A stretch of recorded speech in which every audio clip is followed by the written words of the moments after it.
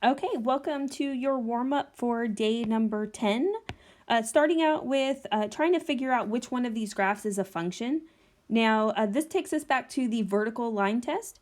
I'm going to draw a line through each one of these. That touches twice. That is not a function.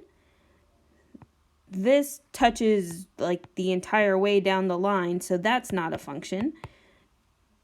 Right here, it touches twice, so that's not a function. And letter D is the only one that passes our vertical line test. Now, problem number 2 tells us that it is a rotation and everything is being rotated counterclockwise. And it's asking us to write the rule. Now, remember, all of our rules start out with XY and an arrow.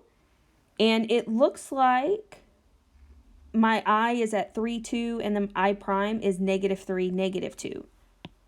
So I'm just kind of looking to see how each one of these is changing. And it looks like there's all the X's and Y's are staying in the same place. They're just opposite. And remember, we use a negative sign to show they're opposite. So we are doing opposite of X and the opposite of Y. And then finally, problem number 2, it tells us it's a dilation. And it's asking us, what is the scale factor?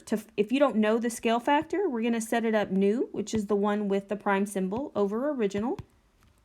I'm going to use point S, and I'm going to use the Y values there.